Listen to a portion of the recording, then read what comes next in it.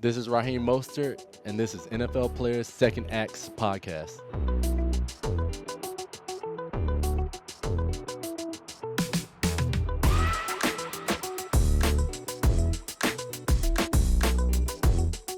Ladies and gentlemen, welcome. I'm Peanut Tillman, and this is the NFL Players Second Acts Podcast. I got my guy Roman Harper with me. Why are you smiling right now, Rome? Because you messed up earlier. Go ahead. I did not mess up. We are fluid. Nobody knows we mess up because this is a podcast, and that's the beauty of podcasting. You can make a mistake, record it, tape it. Nobody would ever know. That's so true. That's so true.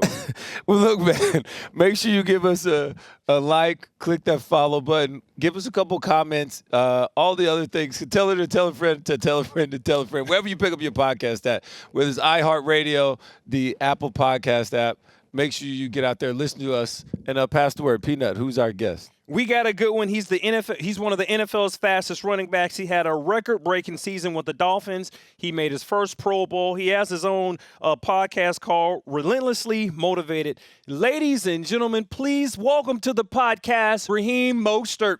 What's going on, y'all? How y'all doing? I'm doing good. That Great. was awesome. Coming off his best NFL season. Yes. 40 touchdowns. 40. Was Where's it he? 40? No, 21. 21. Yeah. Where did I get 40 from? I have no Where did I get idea. 40 That's from? I was like 40. What? Yeah, that's I the thought it record. was That's what I got in my 18 notes. rushing, Yup. That's what I got in my notes. 2 receiving, Yup. 3 receiving. Yup. So 21. Miami Dolphins. We got to have a single talk season with record. Thomas on that. He messed me up. I think We the gotta have a numbers are talk with Thomas correct. on that. I think you're just way out there. We gotta have a talk. So what are you doing for your birthday? Oh man, I'm here with you guys. You know, just trying to grow and. We're not going to take all your time though. No, So no, what are it's you all doing? good. What are you doing? I'm not doing much, man. I'm just here for the broadcasting workshop and just trying to grow as a person. Yeah. I'm trying to figure out what my next move is off the field. And just learning from you guys. You Yeah. know? So that's what I'm doing for my birthday. I guess you could say nothing too exciting. Yeah. What's right? one of the things you hope to take out of the boot camp? Just repetitions. I Yeah. feel like getting experience and getting repetitions and understanding what it takes to be a voice and an advocate to the millions of viewers and followers out there, and just trying to grow. Well, one lesson I can give you right now was when I first got in this business, I used to really get mad at myself and when I made a mistake. And Michael Strahan actually gave me this advice. It was like, dude, when you make a mistake, you got to laugh at it. Yeah. Everyone thinks we're perfect, but we know we're not perfect. And the viewers, they love to see when you make a mistake. Like the outtakes, Yeah. we all love a good outtake. Yeah. Like I just had my mishap and we laughing at it. That's what it's I all thought you about. didn't mess up. Yeah. Next question. Let's go to the next question. I hate this dude, man. Oh, my God. You guys work well, though. I ain't gonna lie. You compliment each other. It's awesome to see. Thanks, my work Appreciate wife. it, That's dog. my work This wife. is definitely my work wife. We talk about each other all the time. She's like, what am I doing with my work wife this week? I don't know. You might be his work wife because you bring a lot of shoes. He's low maintenance as a man. So. There it is. You're probably correct about that. All right. No, so outside of me trying to, we're gonna figure out. I'm gonna do something for you for your birthday by the end of the day. By the end of this podcast, you're gonna have something. We gonna figure something. We're gonna have out. something. Yeah. We're gonna do something. We gonna go surfing. Yeah, we'll do something. Do We gonna that. go surfing. We can do that. I forgot to say he got offered a Billy Bong. Billabong, Billabong, excuse me. which is a surf company, surf alternative. I used to wear the board 14 shorts years all old, the you had a time. contract. Great board shorts. Yep. You had a contract at 14 years old to 14. surf. Yeah. Yep. I'm trying to get him to get on a surfboard today. Like, we can go surfing here. You surf? I don't, but I want to do it with my guy. Okay. Like, we can do it. Let's get it in. I could teach y'all. It's fairly easy. My fairly guy. easy. Really? So I don't even have to pay for a person to teach me. You'll do it. Nah. Trust me. I got you. Yeah. All right. So Get how on a did you longboard. how did you pick up surfing? Because you're from New Smyrna, Florida. Yep. So how did you pick up or get into surfing? Because we talked a little bit before. You said, well, I started when I was like 11, 12. And by 14, I had a contract offered to me. Yep. So originally I started skateboarding. Okay. And then being from where I'm from, there's. Did you wear airwalks? Yeah. Okay. Oh, Okay. yeah. Got to. You got to. Had to. I didn't know. Airwalk. part of This the is a whole. culture. That's a For part those of the that don't know culture. that are too young, airwalks are like these old shoes. Well, they're like kind of the original skateboarding shoes. Yeah. It's like the Like- Jordan of skateboard. Yeah, if you It's like wore the Jordan these, skateboarding you shoes. skateboarded. Yeah. But these are the only people that wore them. Yeah. Okay. Airwalks, Vans. Yeah. Were real popular. Echoes. Those were also skateboarding shoes. So Hurley. Yeah, Hurley for sure. All those. So yeah, just growing up in a beach town, and I would skate the streets and everything like that, and then it just, I guess I kind of migrated over to the beach side, where a lot of my friends were, and just saw them surfing, and I decided to go out there and just learn and pick up. One of my good friends is his name is Evan Geiselman. Him and his family have been, pro surfers since I can remember, and we were also, classmates. We grew up together. And it's just a wonderful, wonderful thing, just being able to pick up that sport, and it's very, very different than football, right? Yeah. You're dealing with the ocean, you're dealing with competition, you're going up against another couple surfers, and man, my thing is I'm all about the beach. I'm a beach bum by heart, and that's what I was gravitated to. So. Understanding surfing and then going out there and competing on the side, and Billabong's right there as a sponsorship. So they're like, hey, we know you can skateboard. Let's see if you can surf. Went out there and surfed, and they're like, all right, we're going to sign you.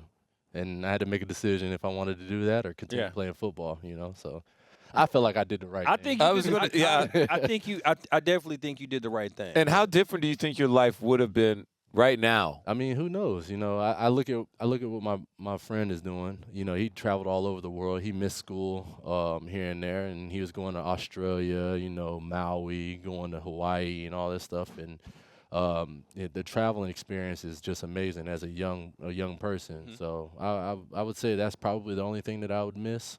But I felt like I made the right decision. I went to school, went to a major university. I actually Get these. I saw you on the what is the NFL show?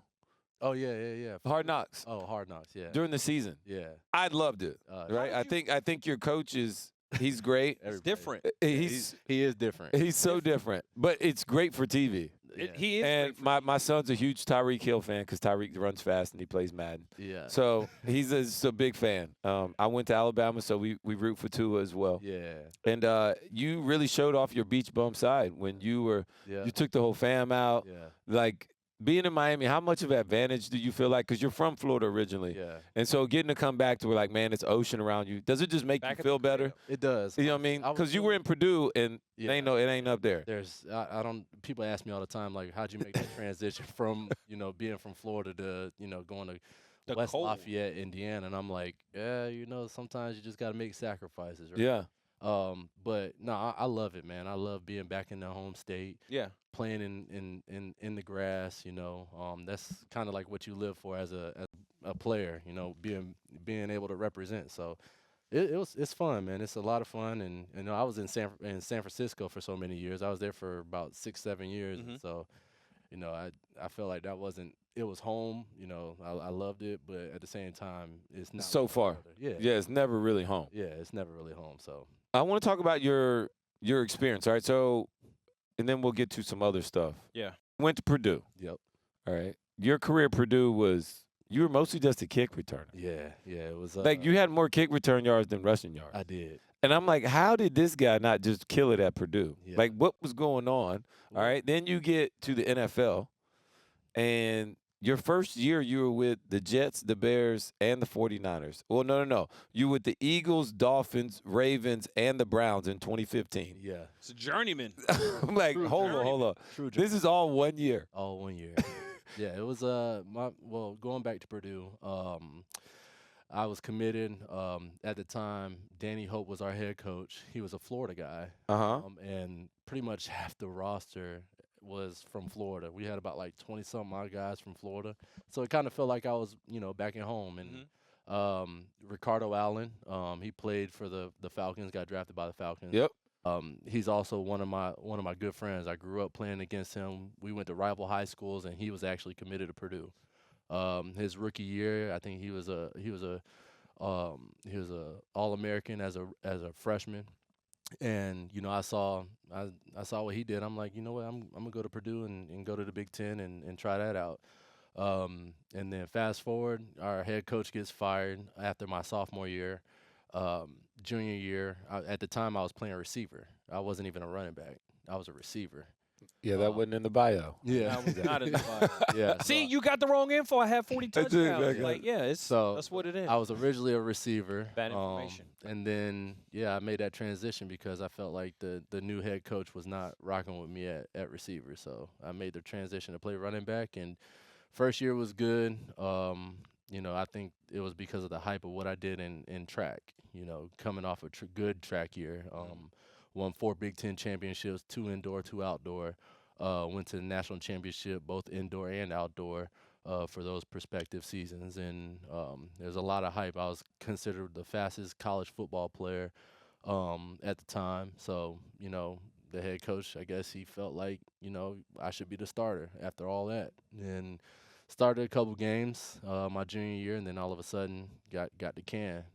Started playing special teams a little bit more, and then same thing with senior year. It was the same thing, and we went 1-10 the first year when he was a head coach my junior year, and then 3-8 or whatever the second year. So it wasn't my senior year. So it wasn't. How tough was that though? Like to have accomplished, to be so accomplished in one sport, Yeah. another sport, not football, but like in track, and then not to get the love or recognition. Like, yo, I can do this. Yeah. No, it was tough. Like, that's got to mess with you mentally. Yeah, because my main sport was football. I went Right. to Purdue to go play football. I got a scholarship, because of football. And so going in is just like, how do I deal with the success of track? Well, I started thinking maybe I should go over to track, and it just didn't.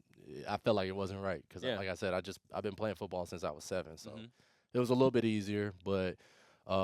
It was tough because I had a head coach that I felt like didn't believe in me, and then all the accolades came, and he felt like he needed to, show everybody that he truly cared, and that's what it is. So it was tough mentally, but I was like, I'm gonna just continue to play football, don't complain, get a great degree. I'm the first in my family to graduate from a major university. Yeah. so Congrats. Thank you, I appreciate it. So that was what I wanted to do. I wanted to be a businessman. I went to school at Purdue to major in business management. I was able to get that degree. Same. Yeah. So, just trying to grow as a player and trying to grow as a man. Do you think all those things that happened to you in college really what allowed you to maybe go for 1, 2, 3, 4 teams in your first year, then 1, 2, 3 more, the Jets, Bears, and 49ers in 16? You were like 17s in a year and a half. Yeah. Is that so? You were used to things not going your way. Yeah. I mean, coming from where I came from, You know what I mean? Like, obviously. everything stems back. I've had one success story that one person that I could say was a successful person in our community, and that's Dallas Baker, who played for the Gators. Yeah. right? Dallas Baker, the touchdown maker. Touchdown maker. Yeah. That's it. So, Played against him in college. we're actually so we're relatives, and so I got Oh, wow. I got to see him and his brother. His brother is a big time Perry Baker. He's a big time rugby player, and so I got to see those guys, and their success, and I'm like, hey, why not me? And I guess that's the fighting attitude that you have to have, especially being on an NFL team. Yeah. Me coming in undrafted, I was just like, hey, look, I'm gonna just put the best I possibly can out there, and if another team wants to pick me up, then so be it. But I'm going to continue to grow as a player and as a person, and try to figure this thing out. Well, I think you figured it out. I think you've landed a home in Miami, and Yeah. I think they like you. I wish you nothing but success in Miami. appreciate You keep doing your thing out there. So this show, NFL Player Second Acts podcast, our message, it really is helping or talking to other recently retired NFL players, figuring out their second act. That's not you. Yeah. You're That's not not you. retired. Not No, yet. no. Yeah, Not yeah, yet. yeah. Not Okay. yet. You're far from that. You're Yeah. far from that. Right. You have your own podcast, Yeah. Relentlessly Motivated. Yep. What is your message to your viewers on your podcast? Yeah. So my message to my viewers on my podcast is to basically what I do is I bring in success stories from different athletes or business professionals, and just want to share their message. How they became who they are, what was the journey, what they do, the steps they took. And so my message to the viewers is like, you don't necessarily have to be a professional athlete or celebrity or anybody in that means. You could be a successful lawyer, doctor, any trade. It doesn't really matter. Whatever makes you happy, just go with it. Yeah. And so I've been blessed to have, people like Lisa Leslie on the show, um, Gilbert Burns on the show, Omari Hardwick, Ghost off Yeah. Power, as an actor, and just hearing their stories. Omari, he shared a story where he literally had $1 to his name, and he was living inside of a car that was gifted to him, where he just grew from that, and Lisa Leslie, her coming from LA, and the hard time she had as a female athlete, and then growing in that aspect, just different success stories. And I just want to get the viewers to learn and understand that, hey, look, like I said, you don't have to be, a celebrity to just make it. It's okay to have adverse times and grow from that. Go ahead. No, well, I was going to say, because we heard that on your podcast, the way you like to kind of share is you're just saying, like, well, give a like, a comment. Yeah, like, comment, subscribe. Yeah. But you don't say share, which, according to my guy Cam Newton, shout out to Cam, who is a podcaster now. Yeah. He said that's what you got to do. You got to share as well. You got to share as well. So we want to make sure we share our little inside information with you He definitely helped about us with keep that. getting We them didn't numbers know. up. Yeah. You know what I I mean? appreciate it. It's all about what I learned too about having a podcast is like it's about consistency, right? Right. You have to be consistent and you have to be dialed in. Now I have 3 young boys, ages 4, 3, and 1.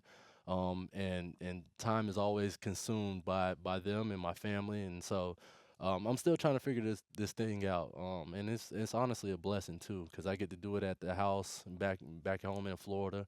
I bring guests on, and I just talk chop, and talk it up with them. Now I can assume your guests they come on virtually then, right? Or Yeah. they We actually- have virtual as well. So, Okay. I have different ways to get guests on. So I was going to ask about the balance of that, because you do it during the season. I do it during the season. Like, what days, how often are you recording these things? Yes. Let us all know. And then, because we always like to share, and people get other likes and other viewerships from what we. And I want to know about that balance. Yeah. Because you got 3 young boys. You're also playing professional football, which is a full-time job as well. People And- don't realize that. And then, It takes a lot, man. It's- honestly. but then you study and you can't just show up for an interview. No. You got to do some some research. prepping. You Yeah. got to do some prep. You got to So do some background So work. I have a great team.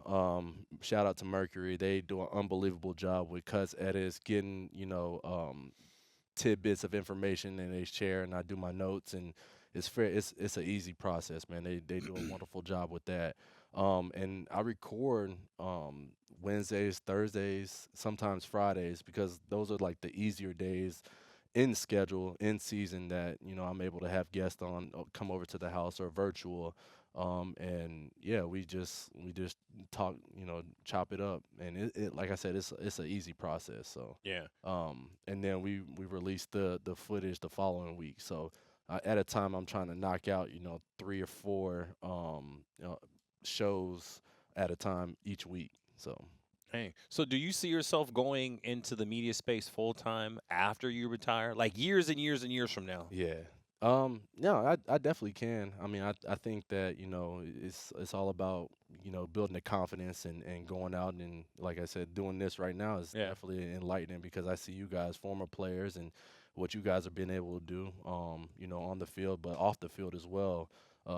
Being able to like connect with other players and connect with, fans and everything like that.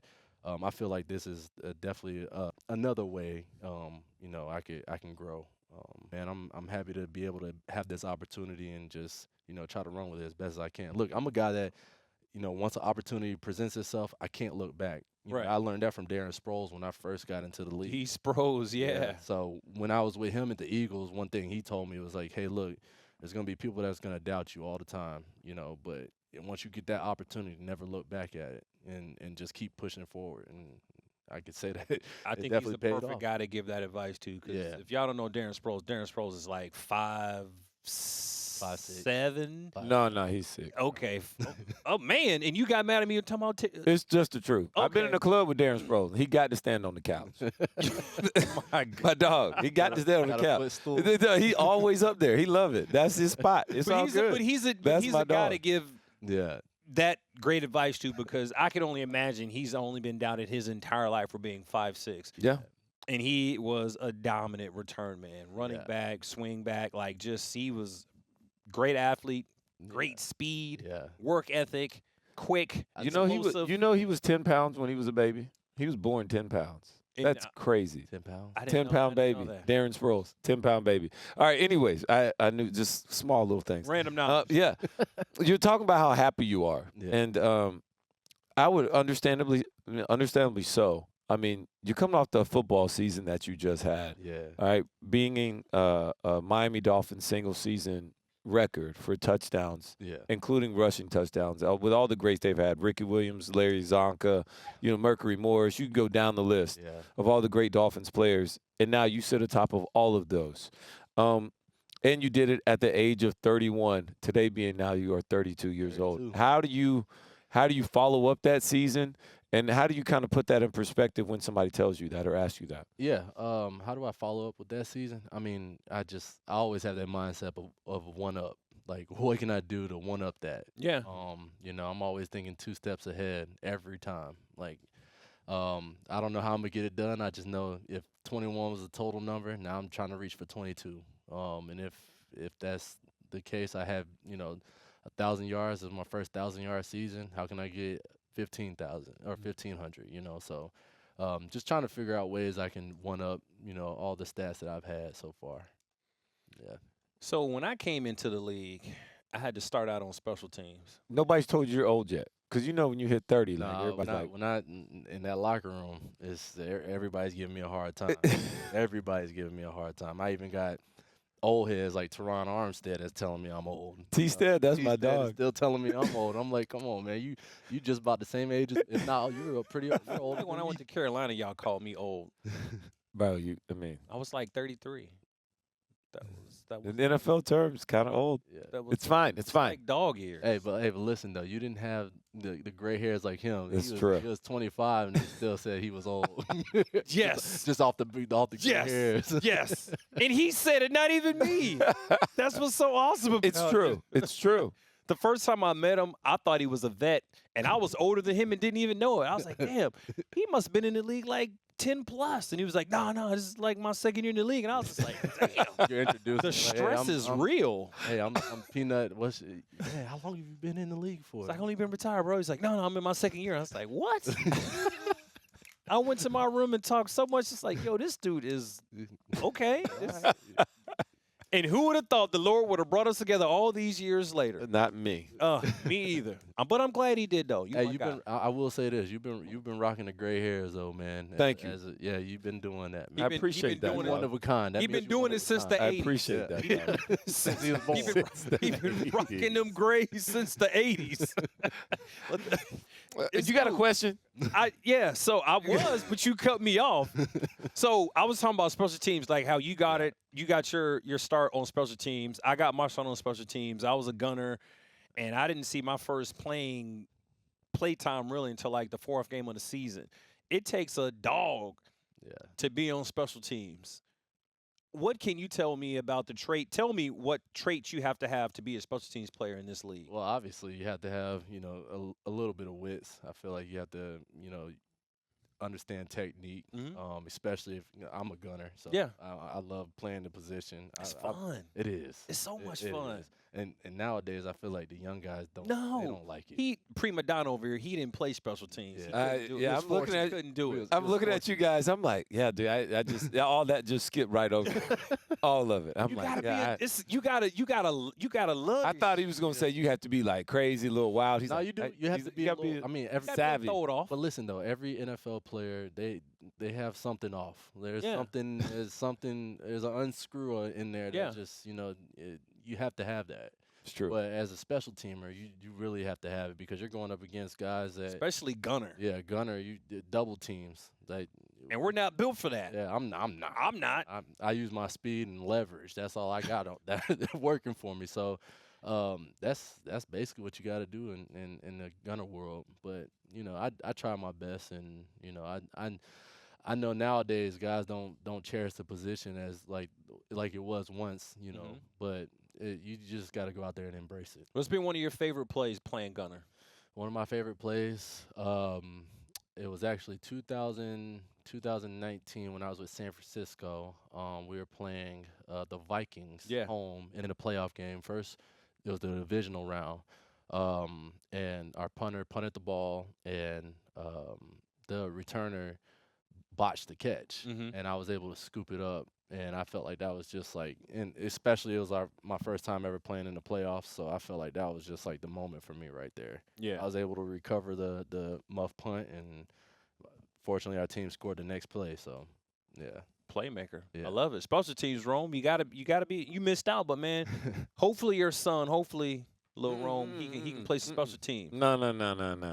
Nah, I mean. He said we're gonna skip that. Yeah, we can skip that, bro. We good. Like, don't even worry about that.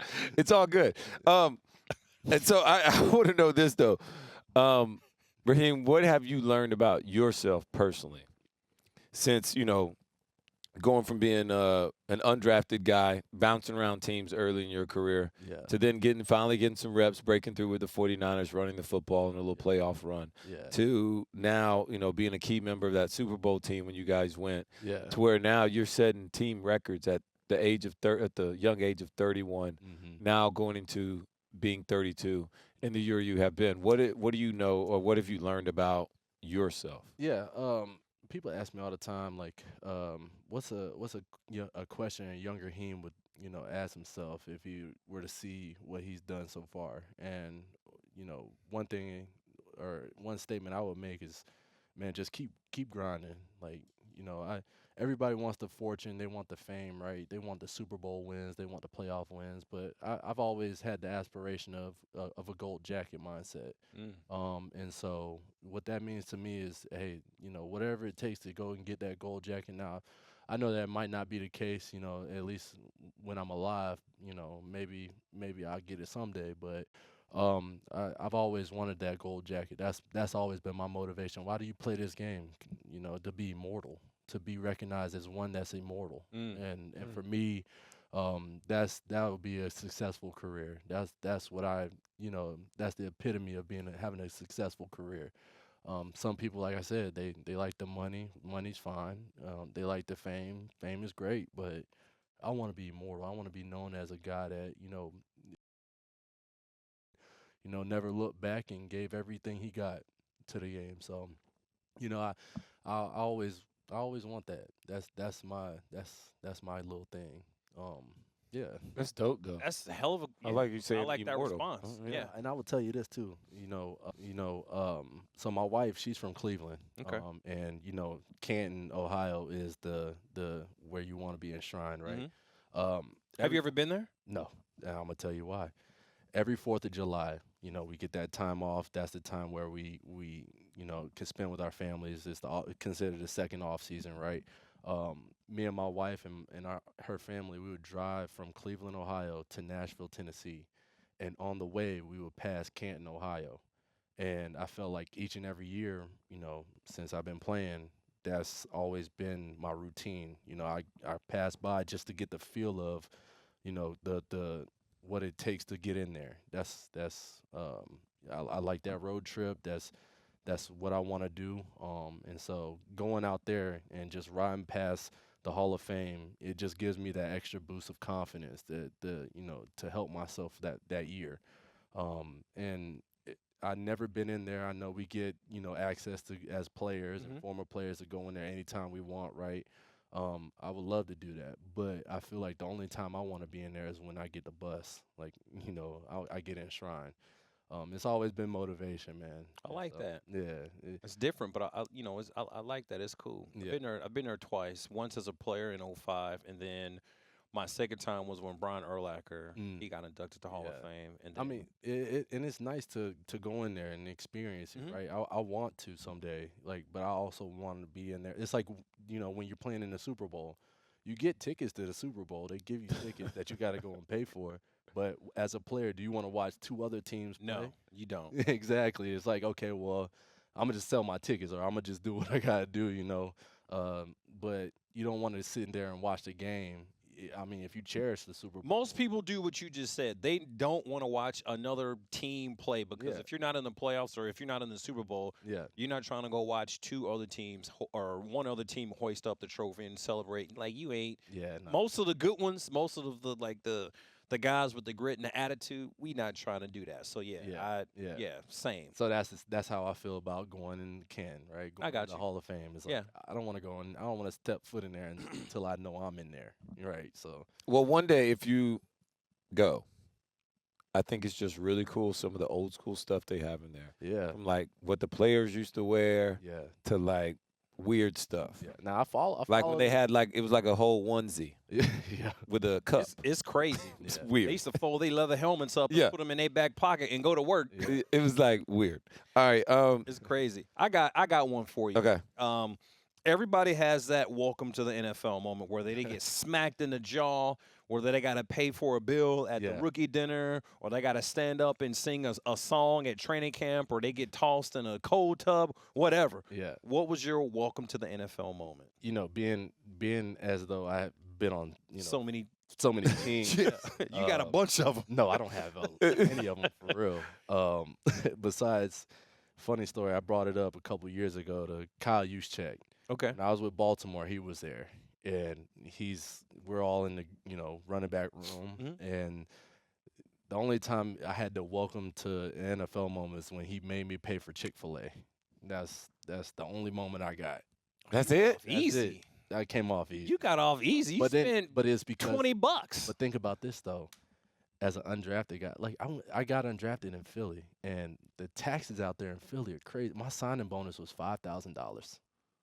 That's more than what Chris Harris had. No He had- doubt. He Chris- had 2,000. But taxes out there in Philly, it ended up being $1,500. Okay. so So I- you didn't. No one made you buy him a cheesesteak or nothing. no, all I had to do was just buy a couple rounds of Chipotle. So like, what do you do when you get $1,500 from the NFL? Like, what do you do? You know what I did? Like, that's less than a scholarship check. So listen, What am I doing? I don't know. what I did with my 1,500, I knew of my former teammate at Purdue. He's from Philly, Mhm. and his family's from Philly. They introduced me to a financial advisor, and the financial advisor was like, "Hey, look, I know you got $1,500. You give me that 1,500. I promise you won't have to pay me ever again." And I've been with him since to this day, the company to this day.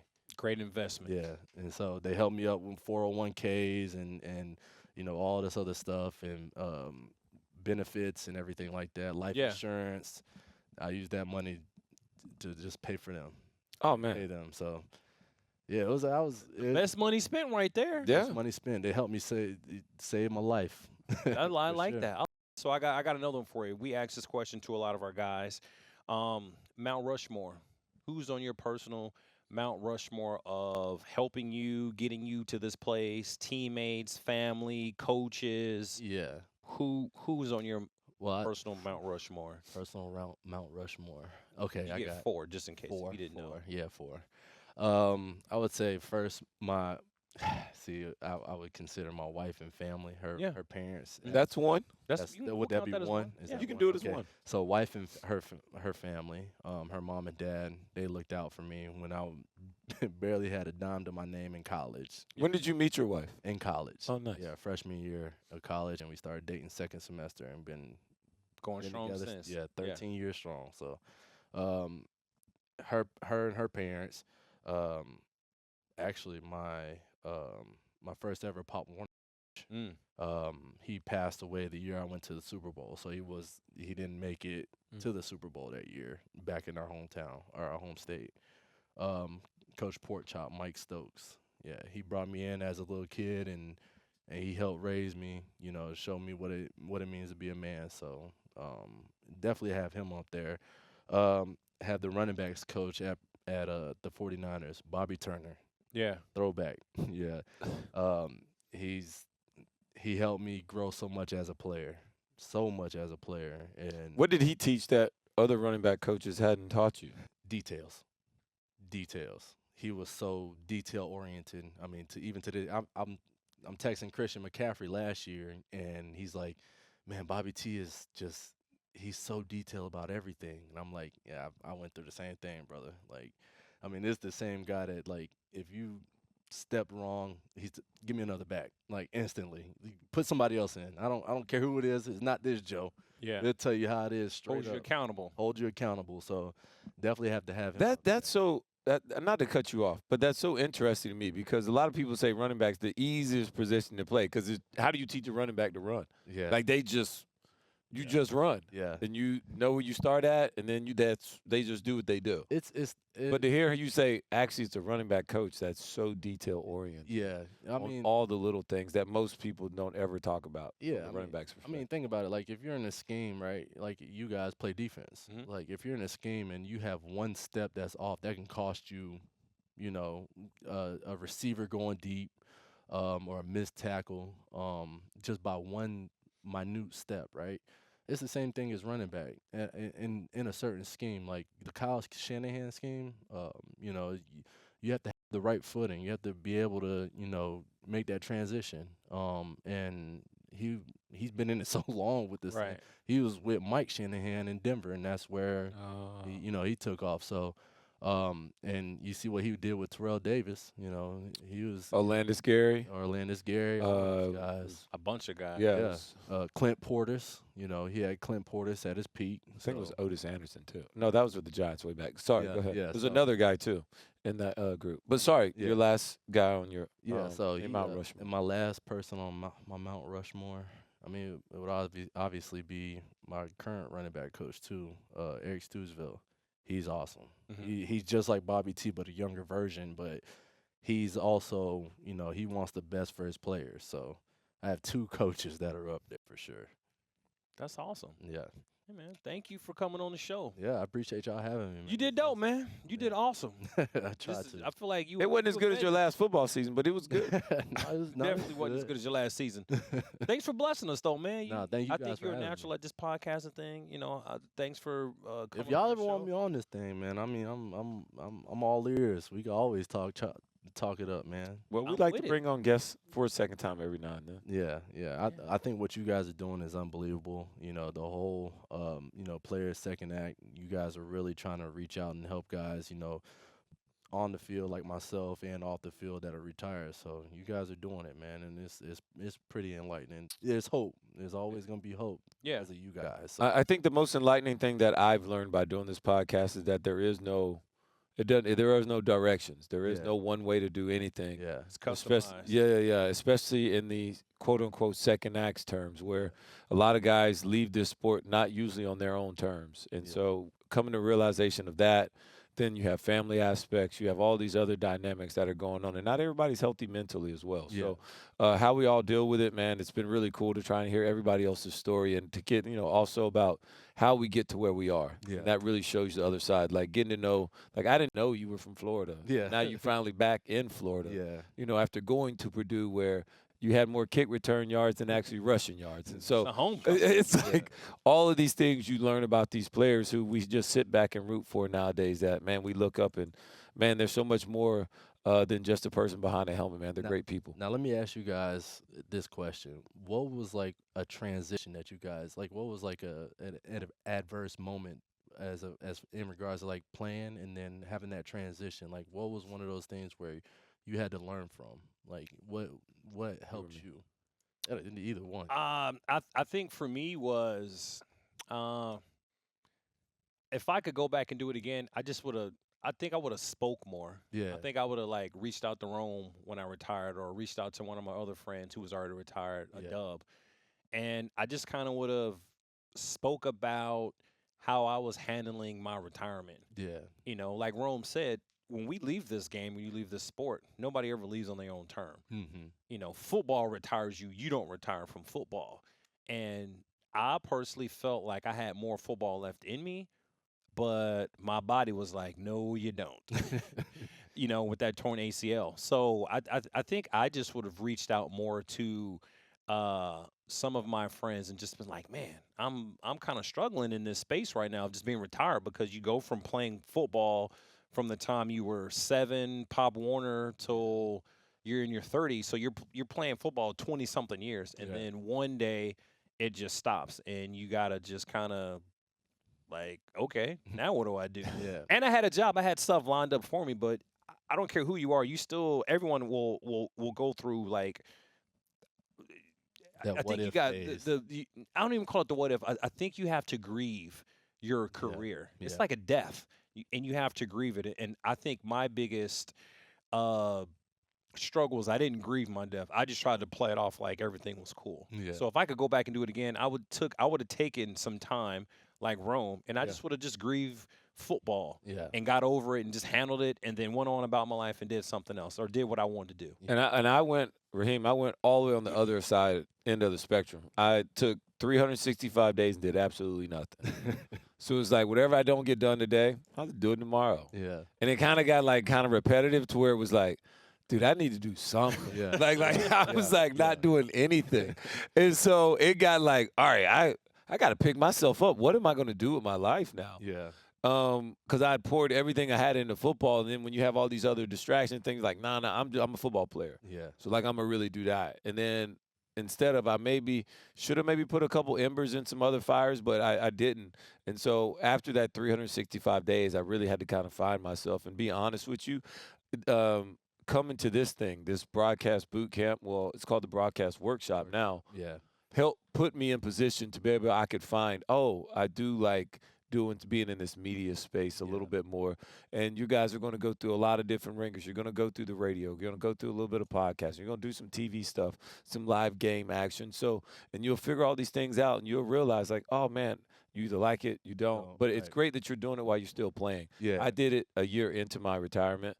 And I'm doing it now, so it's good. But I think it's a great question, man, and really just starting to have these conversations is what leads you to be in a more successful retirement area because you don't go into it as dark as we did. Yeah, no, and that's the thing that I'm starting to realize too is like, I was once I didn't speak about, what I wanted to do, and it was tough for me to communicate with people until I actually started, hey, this is what you got to do. You got to start, having conversations, being comfortable, being comfortable with yourself. And, fortunately, I'm going into year 10. I'm still able to continue to play, a little bit longer. But I know I have to make that transition where I have to grieve a little bit about football because I've done it for so many years. Correct. That now I'm, I got to understand what's the next chapter of my life. And I feel like doing this type of stuff is definitely going to help me, and I'm already doing it with my own podcast. And, but like you said, to your point where you